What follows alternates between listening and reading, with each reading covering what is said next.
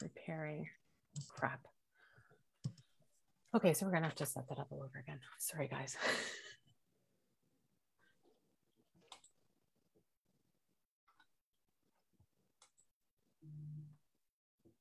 All right, so fantastic. Thank you so much, everybody, for joining us.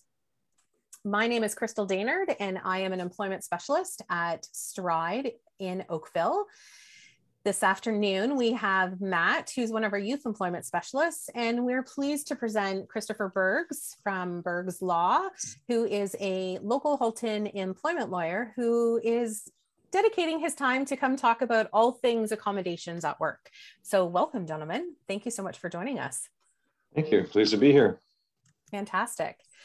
I do want to acknowledge that today is November the 11th. So I wanted to just recognize and remember all of those that came before us in an effort to provide us with the freedoms that we have today. So I just wanted to just a moment of silence, if we could, just for a moment, please.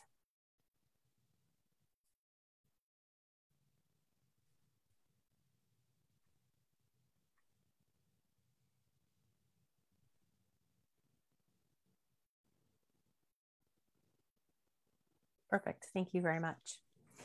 So I wanted to start the conversation off today by really just kind of giving a bit of a disclaimer. So obviously I am not a lawyer. I have this conversation all the time with my clients that I'm not an actual lawyer, but we do have an actual lawyer here. But I really want to be clear that, yeah, Chris, that's you.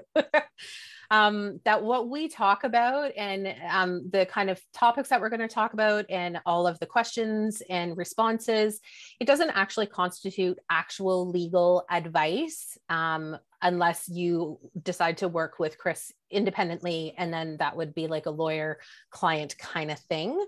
I know, Chris, you said that you have like an actual disclaimer, so maybe you can emphasize it much nicer than I can, that's for sure. Sure.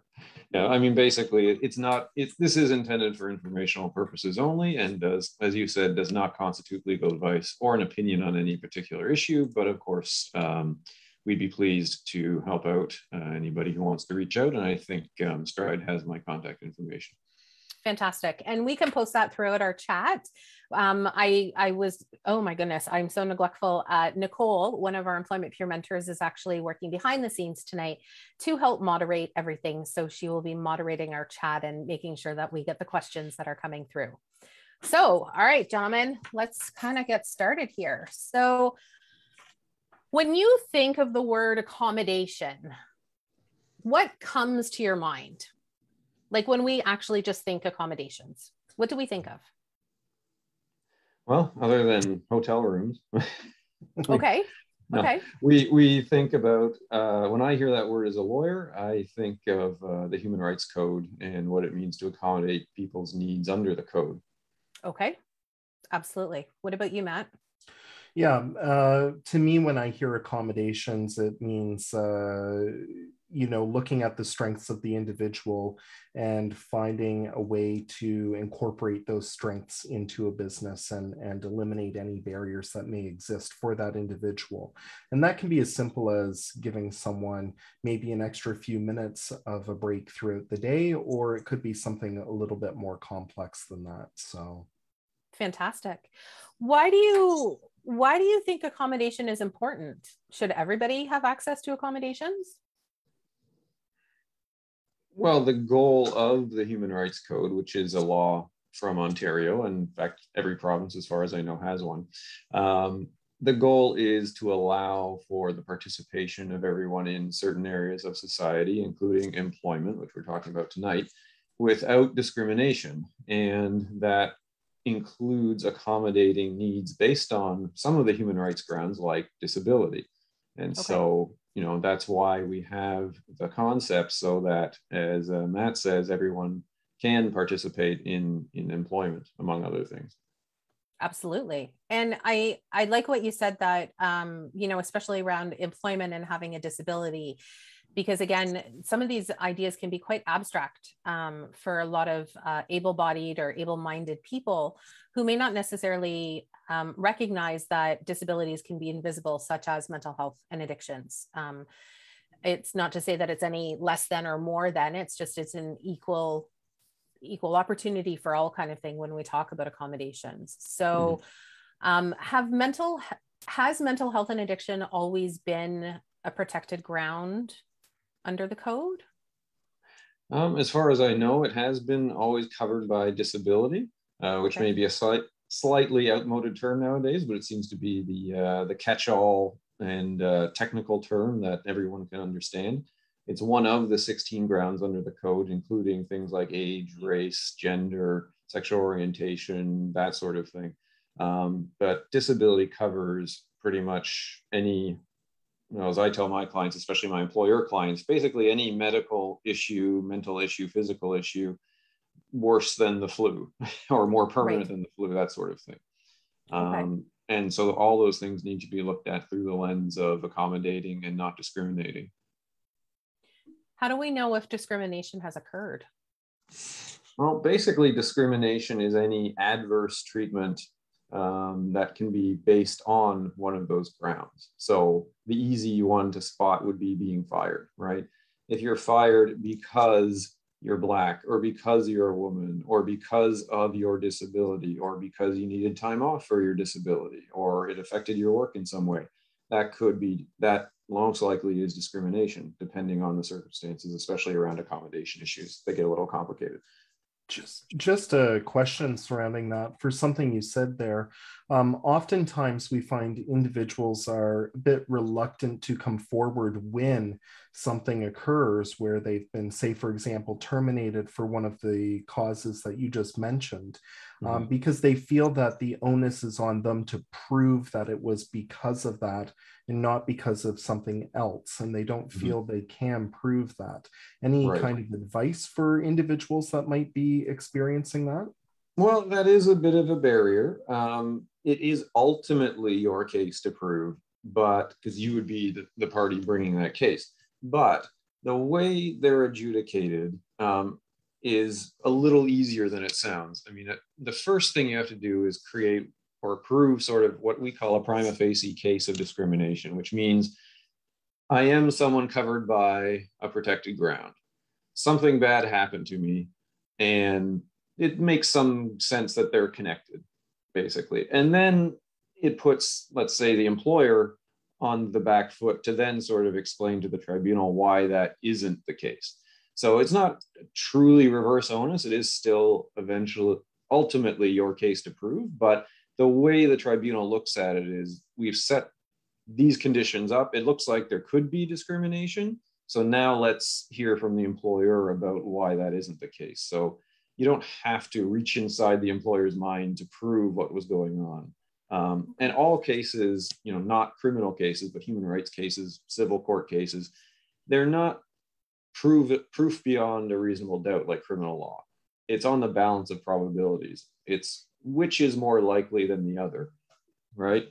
The applicant's position, the person who's alleging discrimination, or the employer. So it's sort of like 50% plus one, right? So you don't have to actually prove it to the nth degree.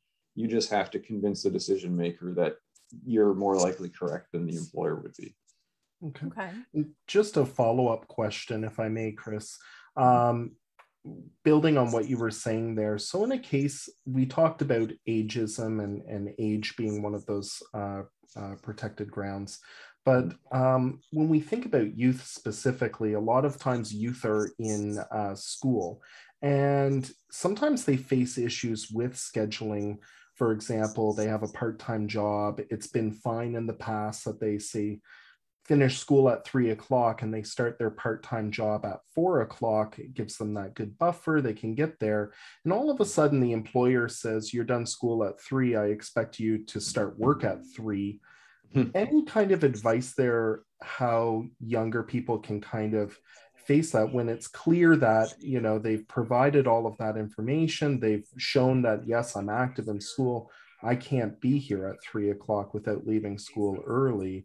Would you say that could be somewhat of a... Well, I wouldn't say that's a human rights code issue. That's more of a basic employment law issue. If there was an understanding from the beginning that this is this is my schedule. I have school and the travel time to get there is X. And, the arrangement was I'm going to work at 4 for those reasons. And now they're changing things on you. That could be an employment issue. The problem is, practically speaking, a part-time job doesn't pay much money and it may not be worth suing over or something like that. Right. But, it may just be that the employer is trying to get rid of that person, which would actually be a constructive dismissal. But again, how much severance pay would you get for being constructively dismissed from a part-time job flipping hamburgers 2 days a week? Probably not a lot. Unfortunately, sometimes the dollar values in absolute terms make things impractical. Okay. Of course. Right. Thank you. We do have our first question, which is actually something on our list to discuss, but since it's come in, maybe we can just kind of jump the queue a little bit. The question is, when would it be appropriate to disclose to a potential employer that accommodations are needed? So that's often something that we get asked a lot, whether or not should I disclose, should I not disclose? Should I do it in the interview process? What if they don't hire me because of that? Right. And I suppose that example presupposes that the person needs accommodation right from the get-go. It's not just sort of a new thing that's popped up while they're working. You are legally protected from discrimination in hiring as well, right? So they're not supposed to discriminate against someone due to, let's say, a disability, because I think that's mostly what we're talking about here. People are supposed to be accommodated. And so what an employer is really supposed to do is pick who's best for the job, but who's best for the job with accommodation, right? So to give an example, maybe Susie needs a larger computer screen because she has a visual impairment. So when you're comparing Susie and Tom, you should be looking at Susie with a bigger computer screen versus Tom. Right. That's the kind of thinking you should be doing, right? Because with accommodation, then who's the better candidate? Now, practically speaking, is that a risk that they'll say, well, we went in a different direction and you never really know why, and they interviewed 100 people. So who's to say they excluded you? Practically speaking, that's difficult, right? Asking for accommodation after the fact may also get some backs up as well. Think, oh, you misled me.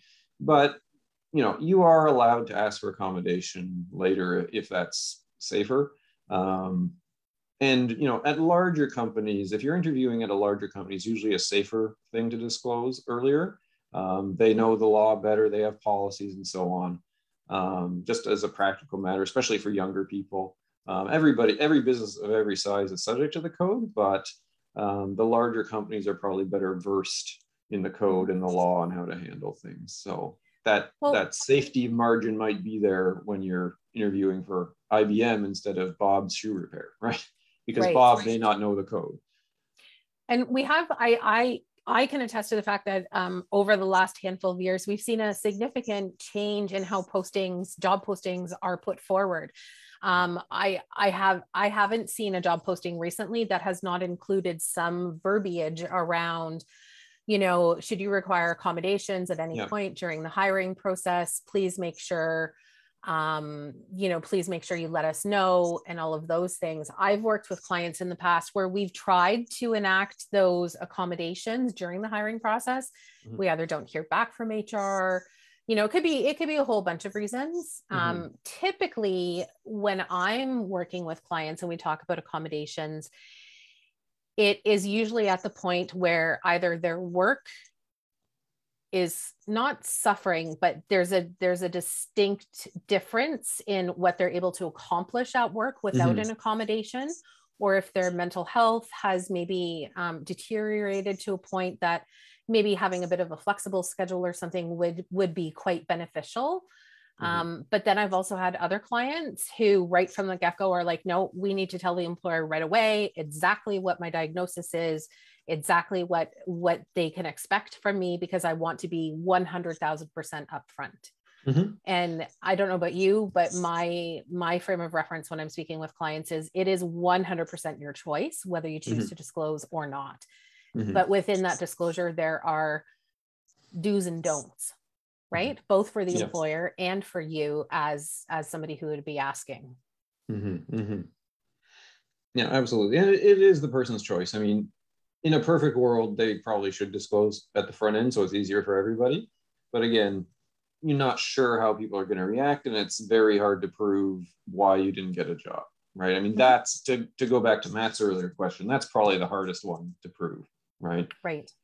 Especially now, if you're applying for promotion inside a company and there's only 3 people up for it and so on, that would be easier to connect the dots. But if you're applying to ABC Co. along with 100 other people, well, who knows why you didn't get that job, right? Right. So it's a tough one. But you know, the person you're talking about seems like a very proactive person, probably a dedicated employee, and maybe you can spin that into a positive, like say, well, I do have this issue, but as long as I get a break at 2 o'clock for 10 minutes, I'll be the best employee you've ever had, you know, or as long as my keyboard is at the right height, you know, I'll type up a storm.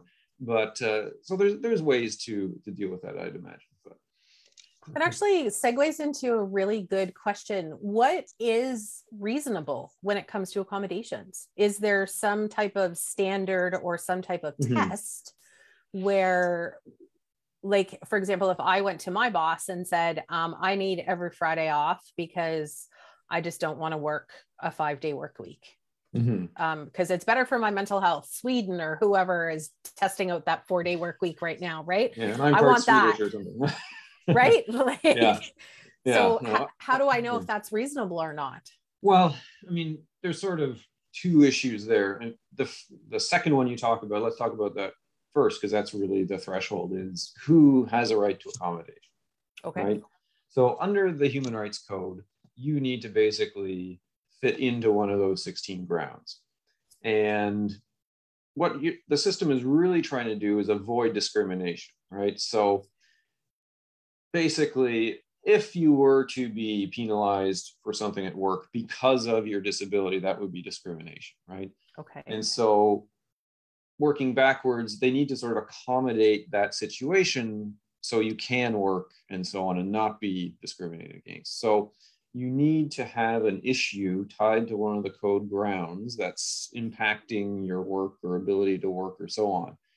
And then if that is a legitimate issue, then the employer has to work with you on the accommodation process to figure out how you can do that. So just because you're a fan of Sweden or eat a lot of IKEA food doesn't mean you get the same work week that people in Sweden get, right?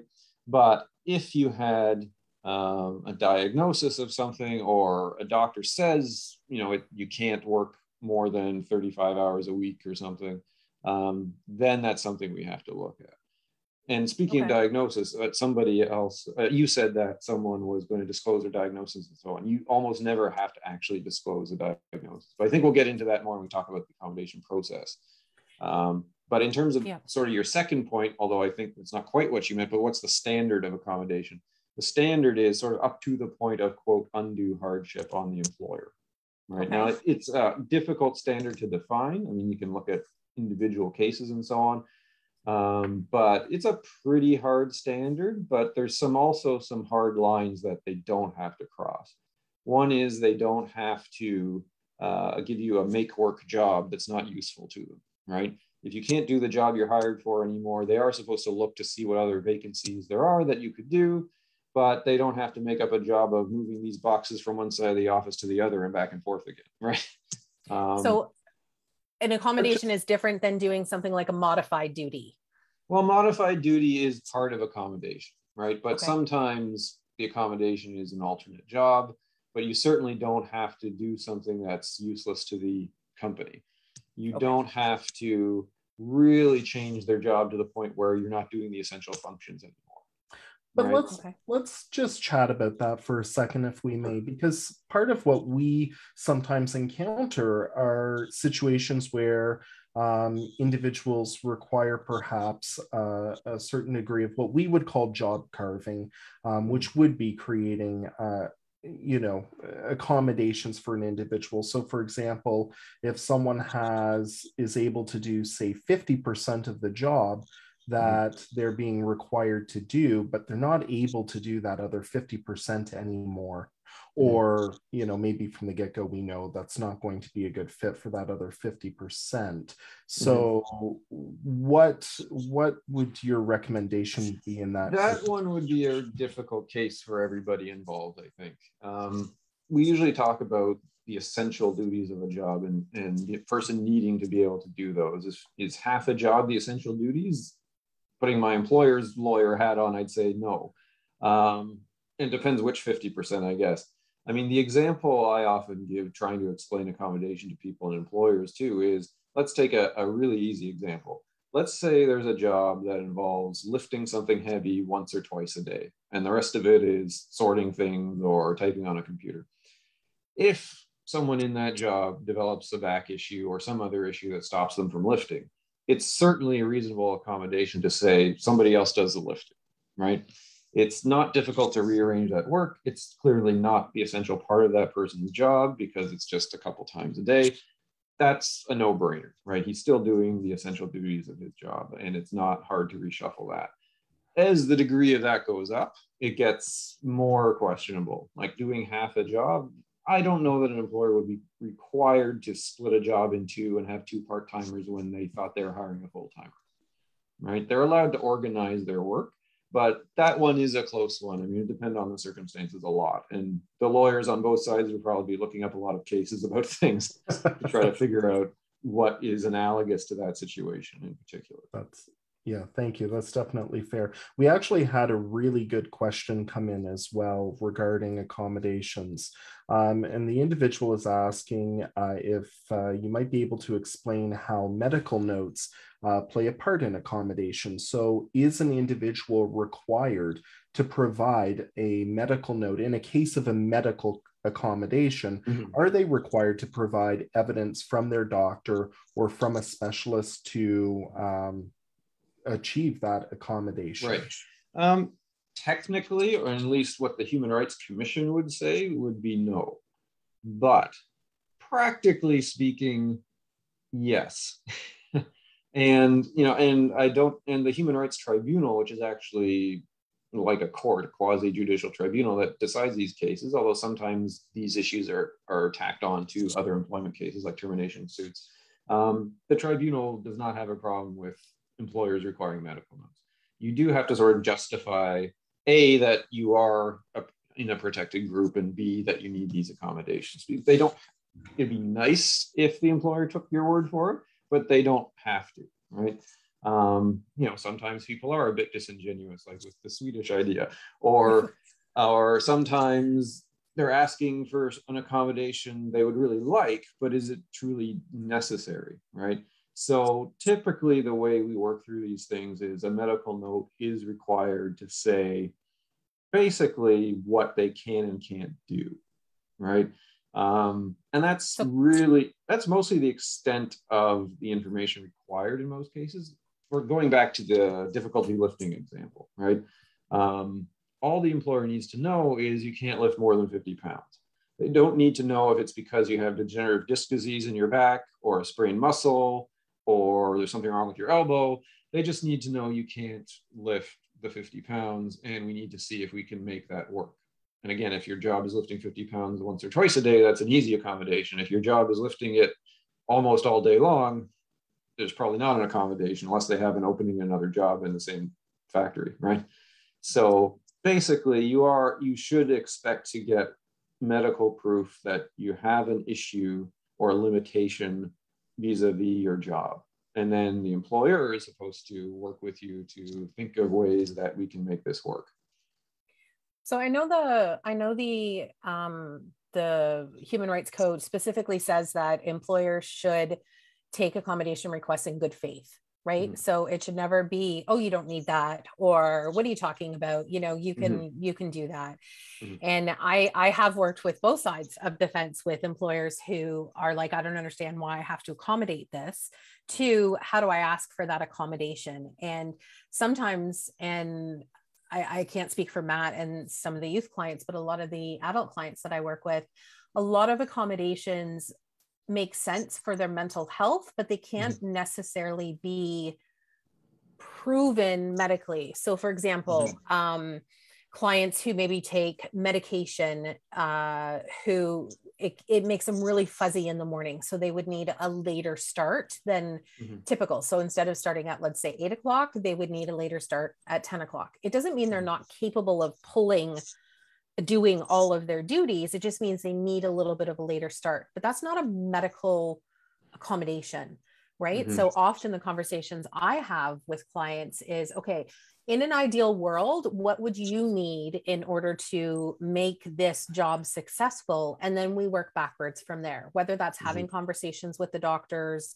putting out these are all the nice to haves, but what is that line? What is that line between what an employer has to do and it would be great if they also did? And that's a difficult line to pin down in some cases. You're not entitled to the perfect ideal accommodation. You're entitled to the accommodation that works, basically.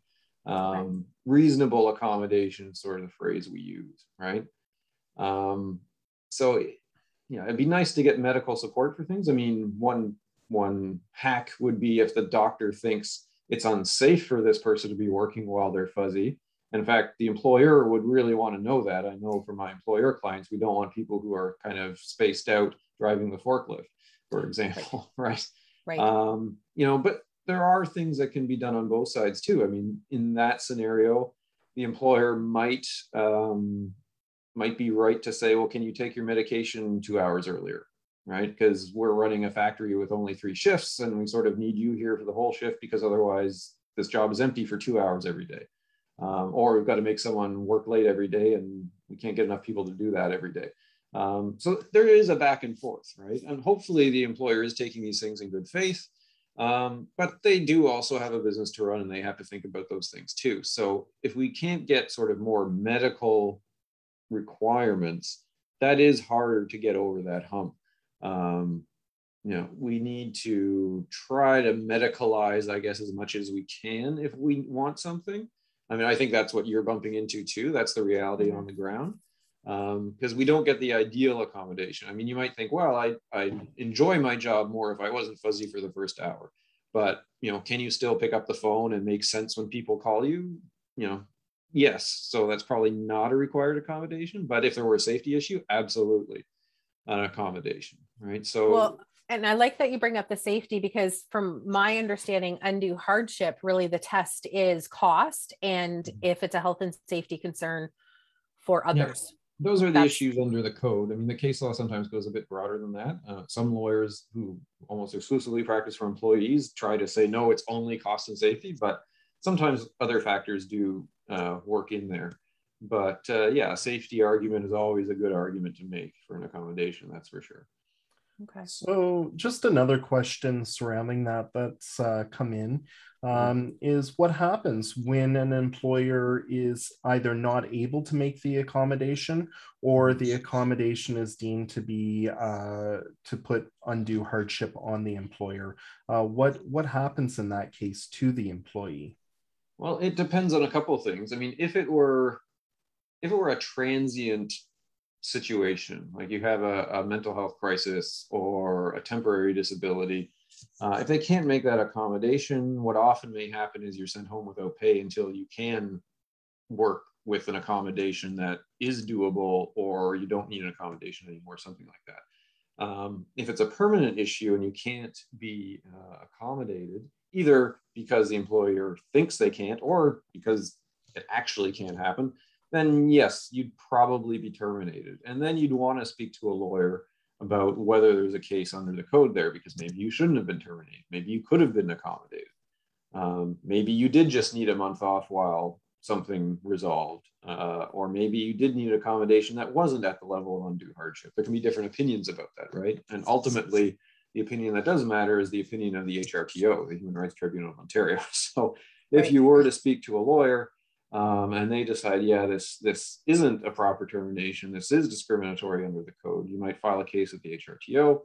And if you win, you would likely get your back pay up to the date of hearing, sort of your lost wages, minus whatever you earn at other jobs in the interim. And usually something in the range of $15,000 if it's in general damages, if it's an actual termination for a code prohibited reason. something like that. But yeah, I mean, we can't, oh, and also you can get your job back. That is a possible remedy, although most people don't want to go back to a place that discriminated against them. It doesn't happen that often anymore, but it is always a possibility to sort of undo the discrimination. So, and I think we talked about this a little bit, but so for example, starting later, or I have a lot of clients specifically who struggle with either ADHD, a lot of clients who live with schizophrenia or kind of psychosis. Listening to music can actually be really, really helpful to help kind of keep people focused and on the go. That's not necessarily a medical accommodation. But I think we find, or anyways, what I find, a lot of the accommodations I talk about with the clients I work with are specifically around things that don't necessarily need or can be proven by medical things. And so that's typically when I start having the conversation around, okay, how can we have this conversation with your employer? What is your relationship like? Do you want, for example, Stride to become involved in that conversation, to have and help those conversations and advocate for that? Yeah. And yeah. Yeah, I think, again, those get into a bit of a grayer area, but I think, you know, if there is something that does help someone do their job, I think the employer should really look at that.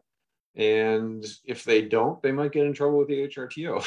I mean, if it doesn't impact their business and it helps an employee be productive vis-a-vis their disability, then that is something employers should look at. And, you know, it might not be that hard to get a note from a doctor saying this person has ADHD, they have trouble focusing. I agree with him that having music playing at a reasonable volume helps him focus on his work. You know, that might help nudge an employer. But, you know, it is clearly related to his disability. And so, you know, I think employers should be worried. Now, if he's a forklift driver or working in a factory where he needs to hear forklifts, I know I keep mentioning forklifts, I don't know why. No, but, that's okay. You know, if there's a safety issue, that's going to be a problem, right? But if it's someone working in an office and they want to have their headphones in because it doesn't distract them, in fact, sharpens their focus, you know, I don't see why an employer wouldn't do that. I think if their reason is, well, if we let him listen to music, everyone will listen to music, and that's a problem. That's never a good argument for an employer. Right. So it wouldn't be that hard to connect the dots on that one. And you could also say, well, I was just going to say, anybody who works in like a factory setting or whatever that I've worked with in the past, I've always asked them to put forward just having one earphone in. So that they can still hear and be aware of their surroundings. Yeah. And that often is enough. Yeah. And depending on sort of what the safety person thinks or what experts in that think, that might work. I'm not sure. A lot of factories actually wear earplugs now, so for protection from the sound level. So that may not be practical. But if it is practical and it is safe, then I think that's something they should look at. But if it's just, oh, we don't want all our people in the office listening to headphones because it looks like they're lazy, well, that's not going to be a good reason, right? Okay. We had another question come in, and it says, when asking for accommodations, is there a specific way that someone might be encouraged to bring it up, or just be upfront and ask? Like, whose responsibility is it? Well, it's basically the person who needs the accommodation's responsibility. Sometimes it snaps back around to the employer if something was really obviously wrong and you fired somebody because of those problems, and 9 out of 10 people would think this person's an alcoholic or something like that, right? Okay. Right. You should have inquired a little about that before just saying, oh, Jerry's been late 3 times this week. You know, Jerry was intoxicated at work. No, in those cases, employers should be looking into things and being careful and probably seeking their own legal advice before they do a termination or something like that, right? But generally speaking, you know, if you're having trouble reading the computer screen, you're having trouble lifting, various other things, you need some time off, or you need reduced hours because of an anxiety condition, it really is your duty to bring that up. And then it's both parties' duty to try to work together and work that out. but you can't sort of expect your employer to realize the thoughts running through your head or the symptoms you're feeling and things like that, right?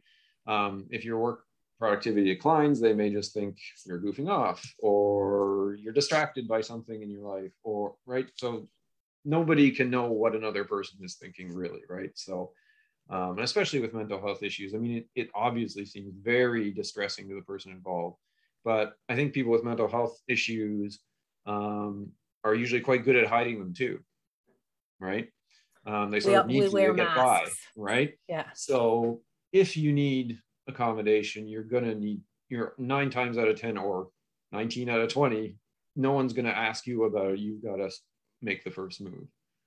So who do I talk to? Do I talk to my supervisor? Do I talk to the big boss? Do I talk to HR?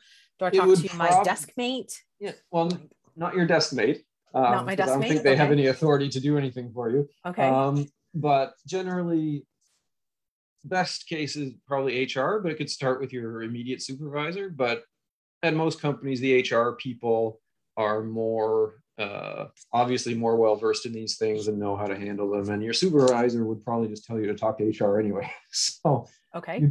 But it depends on the relationship. Some supervisors might feel a bit blindsided if all of a sudden they get a memo from HR saying, here's what we're doing with Bob now. And Bob never told him he had any issues. But that's something you've got to feel out interpersonally, right? But if it's a company of enough size to have an HR department or an HR person, that's the person who's going to be most involved. And I think your supervisor would be looped in at some point too, if we're trying to figure out an accommodation, because they're closer to the ground. They know what would and wouldn't work and so on.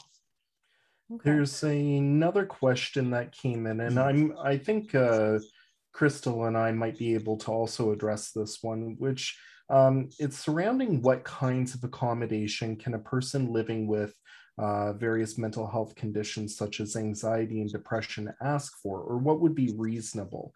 And something that a conversation that I often have with individuals is that's really a good question for your doctor. Because it's really going to be something that your doctor is going to help you determine what is reasonable.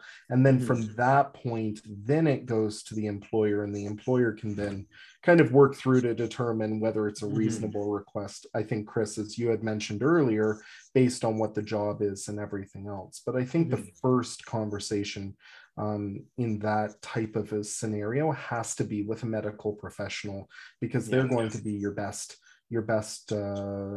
resource surrounding. And if I'm not giving legal advice, I'm certainly not giving medical advice. So I'm not going to say what people need or get.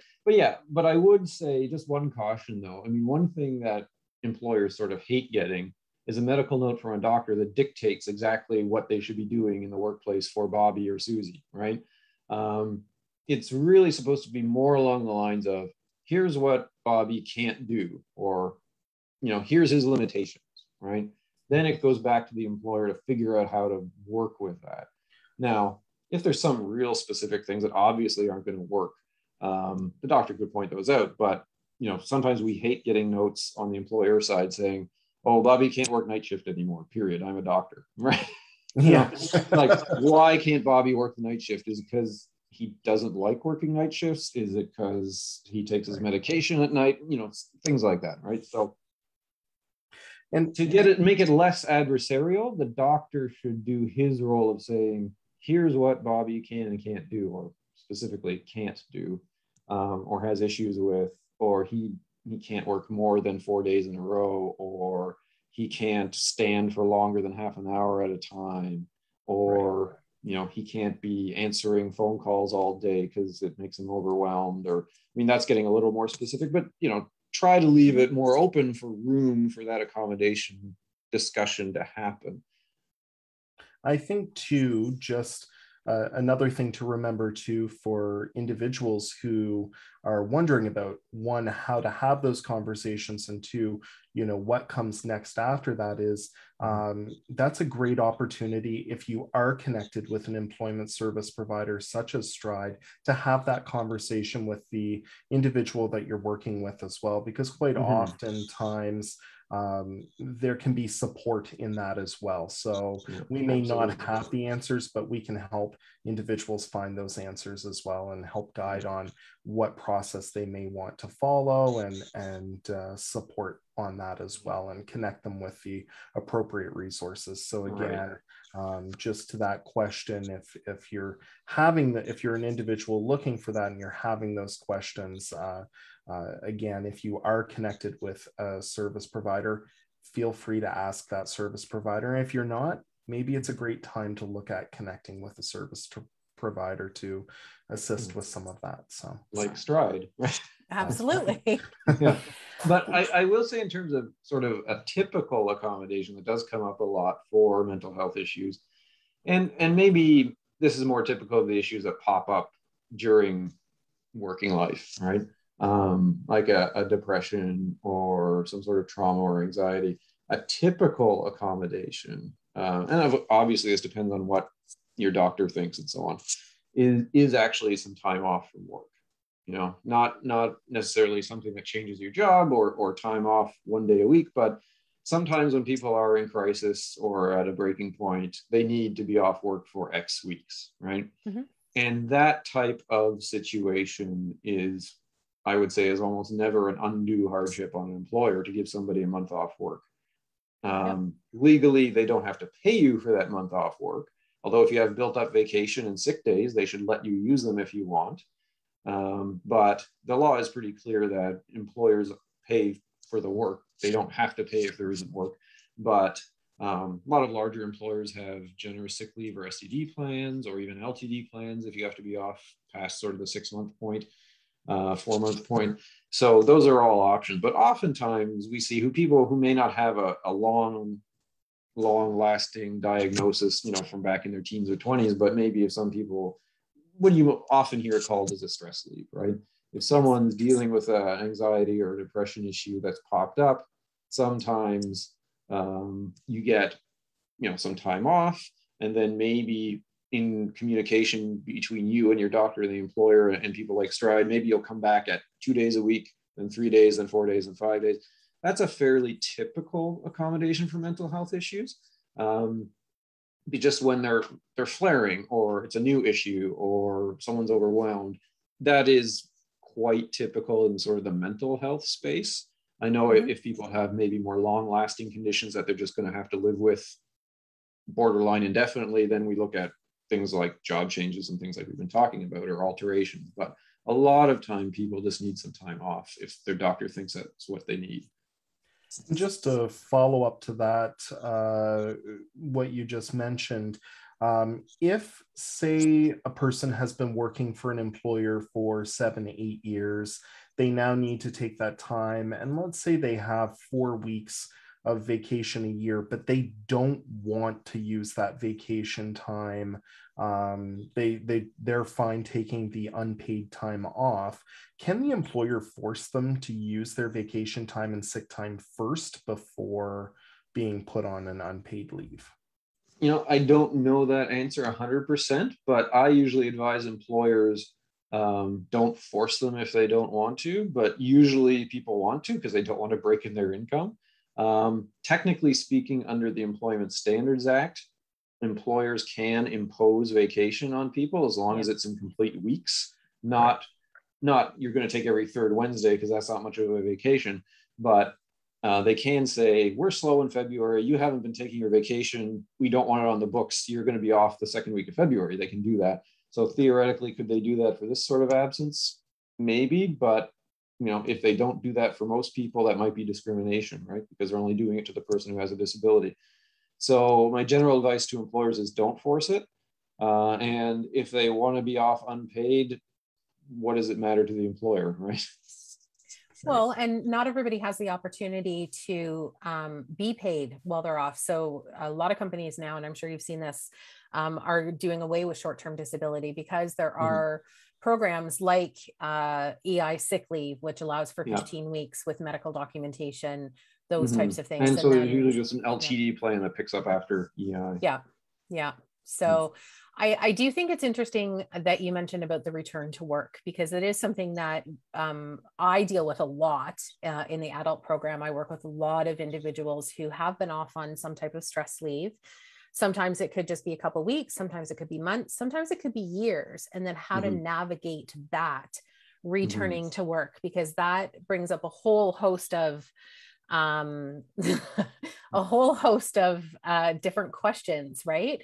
Not from everything from anticipatory anxiety, like what do I say to people, to I recognize this part of my job, part A, was directly responsible for me going off on stress leave. How do I manage that? How do I work around that? What kind of conversations can I have?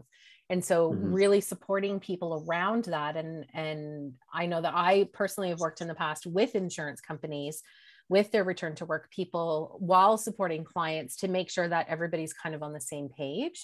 Now, that's not necessarily what I do for each and every single person, because again, everybody is an individual and everybody has their own stuff, but it is those conversations around, I get that you would like to, have the 4-day Swedish IKEA work week, but in realistic life, how does that look? And so how to have those conversations and how to support the clients around that. We do a lot of work around that at Stride. Yeah. And that's definitely something where something like Stride comes in.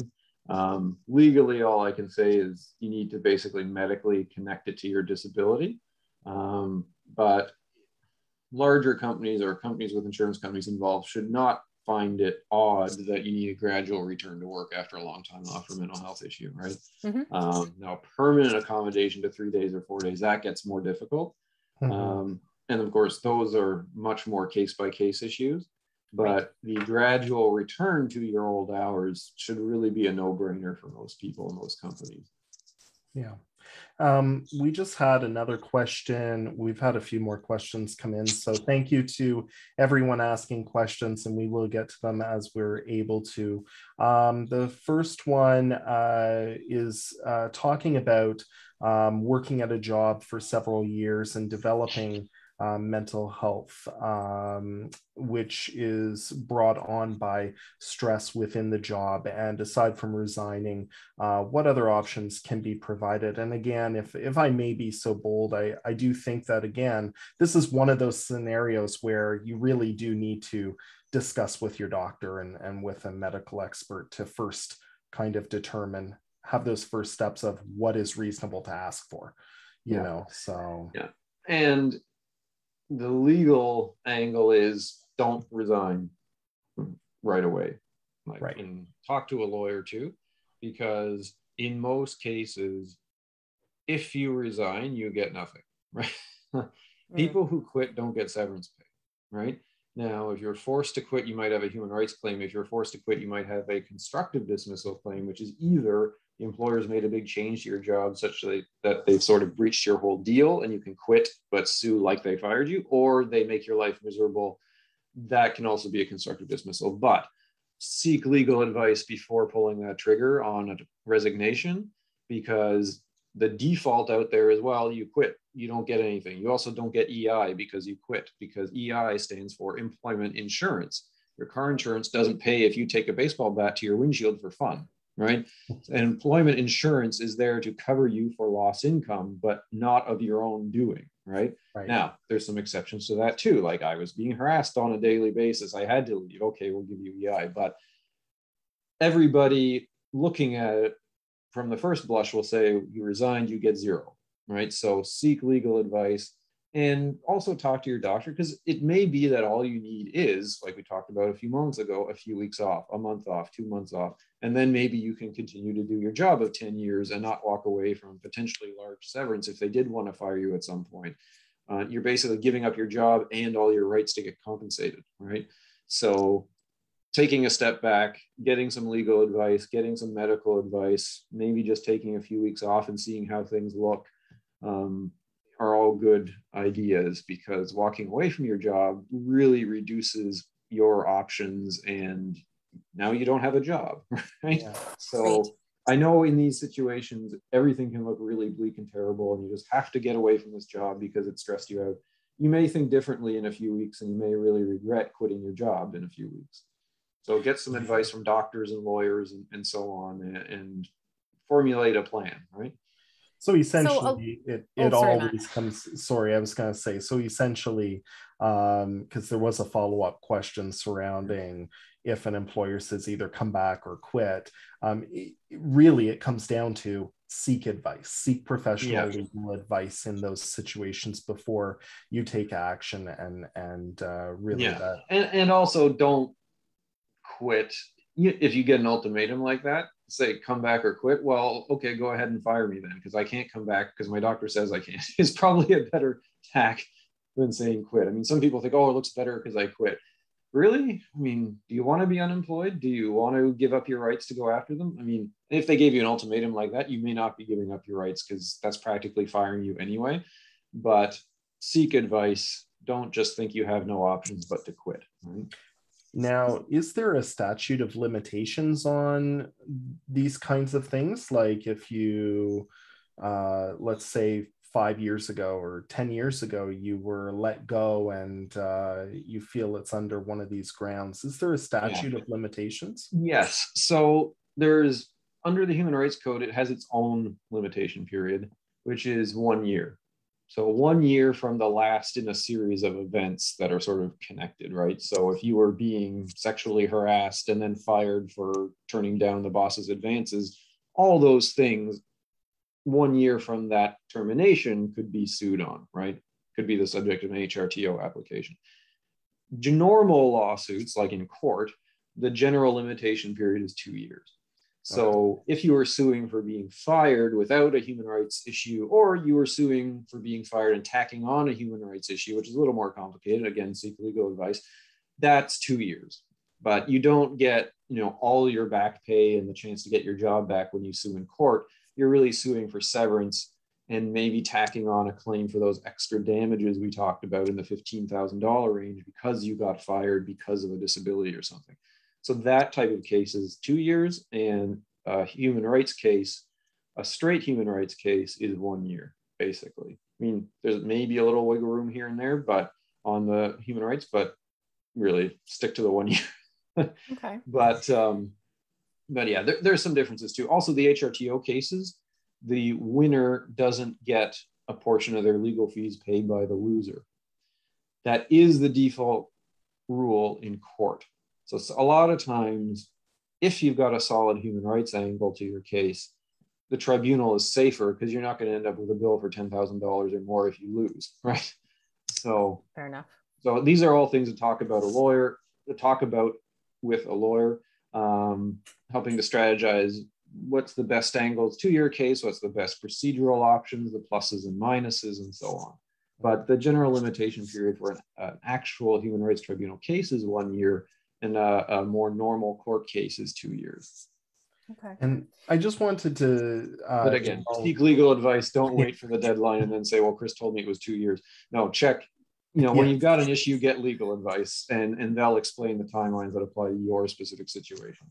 Perfect. Thank you. And we're just being mindful of the time, everyone. We're already quite late into it. So we have seen a few questions come in, and there have been a few specific questions come in. And what we'll do for folks that have asked specific questions is we'll address those separately, just being mindful of the time too. It is 5:55 about. So there were a few more things we wanted to quickly cover. There is an accommodation kind of topic that we haven't talked about much, and we don't want to talk about too much because we know the laws are always in flux and changing around it. But Chris, we're wondering if you could quickly speak to kind of accommodations surrounding COVID. So let's say, for example, I'm not talking about vaccinations and things, but let's say someone has recovered from COVID, but they've developed one of those longer term side effects that we've seen. So for example, the chronic fatigue, which makes it really difficult to return in full capacity to the job that they were doing. Any kind of advice surrounding that? Yeah, I mean, so if they're, basically it always comes back to the same principles, right? Do you have a medical condition? Does it affect work? Do you need an accommodation to do your job, right? You just have to fit it into that way of thinking. And, if it does, great, you should get an accommodation. If it doesn't, it doesn't. But if it sounds like if you've got long-term chronic fatigue and a doctor agrees this is a medical condition, then that's something the employer needs to discuss with you and try to figure out.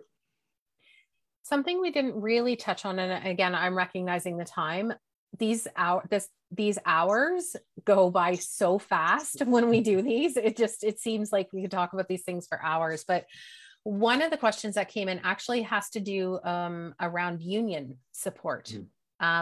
So the question is, somebody has a medical condition that requires movement to control it, and that they were in a position before where they were able to do lots of movement, but after returning from a leave, they were put in a position where there's little to no movement allowed.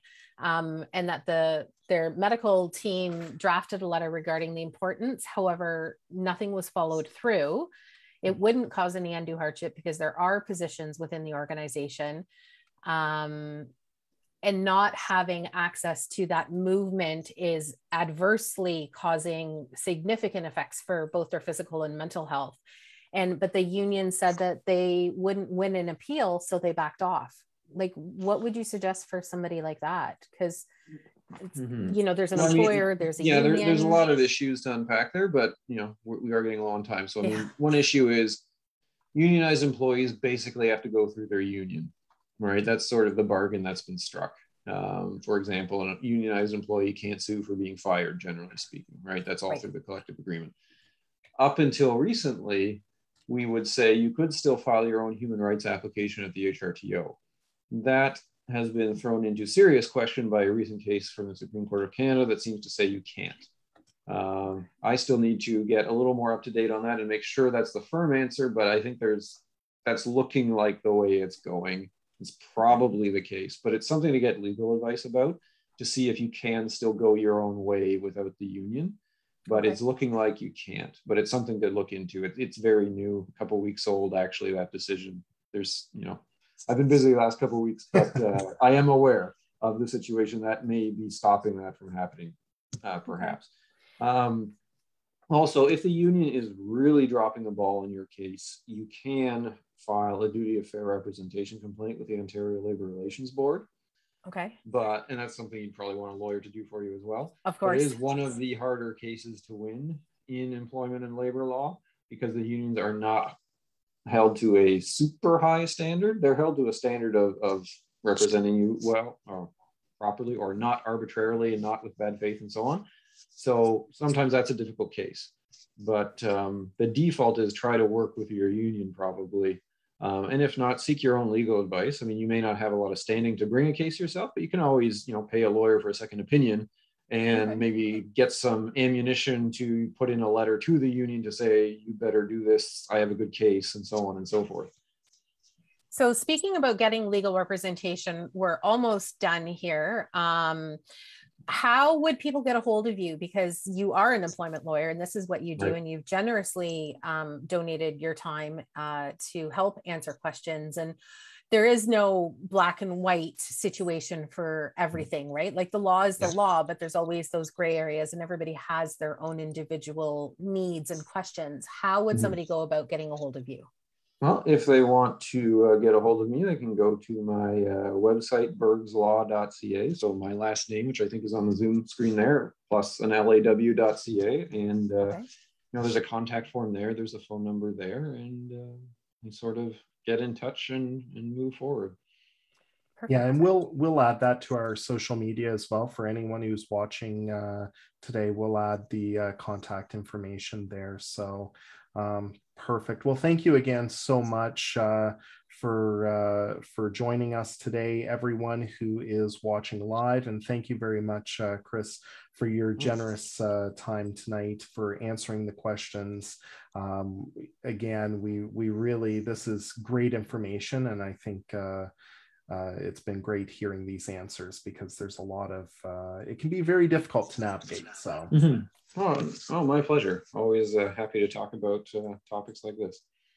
Well, fantastic. Thank you again, Chris. As Matt said, I do owe you a cup of coffee for doing this. So we'll make sure that we get that on the books somewhere. So thank you again, everybody who has joined us, and, you know, keep following us on all of our social media.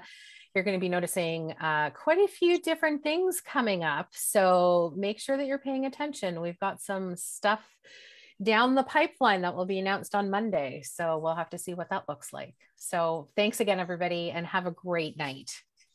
Thanks. Bye.